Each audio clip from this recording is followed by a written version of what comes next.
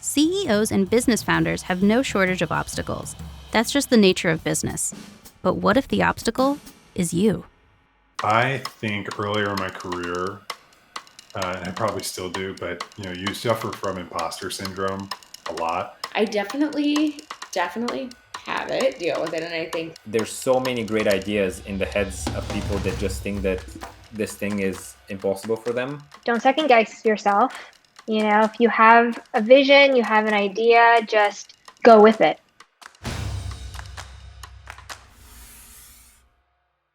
They said it best. Don't let imposter syndrome hold you back. This week, we had to ask our interviewees how they address self-doubt while building their businesses. Here's what they told us. the more that I just hear and see and network and talk to friends and other founders, the shared experiences and hearing and seeing that everyone at least feels like they're winging it, and to have that kind of be an open conversation and more normalized really, really helps. There was a professor who I had asked, I said, I'm thinking about this idea. I don't know if I should do it.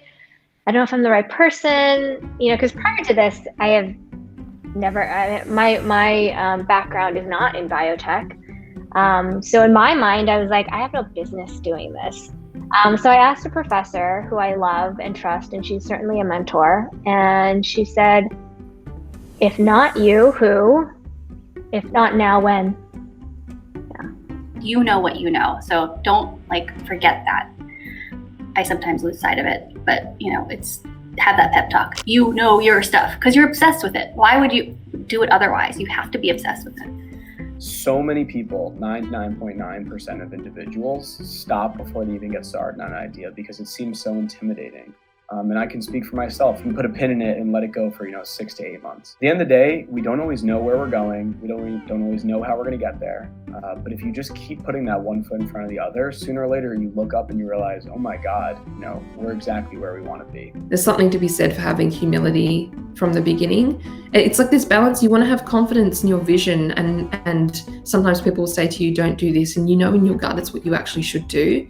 But being able to do that with humility and then also to question yourself is really important. Putting your own thoughts under scrutiny is really important. I heard someone recently kind of trying to reframe imposter syndrome of it's not a bad thing. It's actually a good, we should embrace it because hopefully that means you are stretching your comfort zone and you are, leveling up and so rather than seeing fear or imposter syndrome as an obstacle, seeing as actually a good sign that you're on the right track. I was insecure. It was my first business that I was starting. I didn't want to screw it up. People already thought that I was really dumb and that this was never going to work. But I say that very much because I leaned into that. It helped me. I liked kind of being this vigilante fit, it's you all think that I'm up to no good, but little do you know I'm creating a relaxation drink for your own benefit. Just give me a couple years, and so I kind of embraced that mentality, and I really recommend doing that as much as possible for as long as possible before you talk about investment, before you talk about a business plan. It built up really thick skin. It built up a real dedication to what I was doing. It's been described with phenomenons like the Dunning-Kruger effect, when people, even highly skilled people, incorrectly estimate their own abilities. However, those who study the effect say that this underestimation is not caused by doubting one's own skill set, but rather by overestimating the skills and abilities of other people.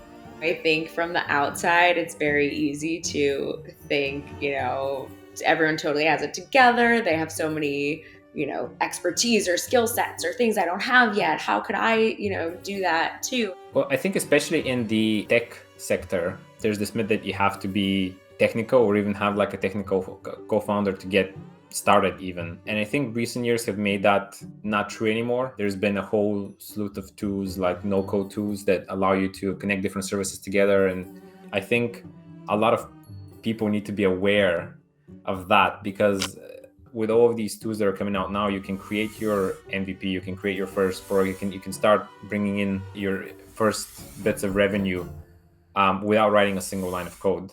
Absolutely think that seeing the inside of a startup so early really helped like demystify what it is and like what it takes. And being in those rooms and in those conversations and really seeing like we're all winging it, and you know, sure, you bring what you know and you lead with kind of the values of like community and transparency, and we just throw it at the wall and see what sticks. And I think it really helped give me the confidence that I could figure it out when I was ready. Not knowing if you're qualified or able to do something. You know, I was fortunate to have the experience at Uber, which gave me a lot of confidence because I saw a lot of colleagues go off, start their own businesses, have some success, and that gave me the confidence that I could do it. But I definitely needed that nudge, acknowledging that everyone's kind of figuring it out. Everyone has to start from somewhere. Has helped me a lot in pushing down that imposter syndrome. Don't worry so much about whether you're ready to do something or qualified, and just give it a shot. So, when it comes to beating imposter syndrome, whether you're winging it, embracing it, or giving yourself pep talks, it seems the best medicine is often perspective. So what if we change our perspective and think, maybe everyone else is just winging it too?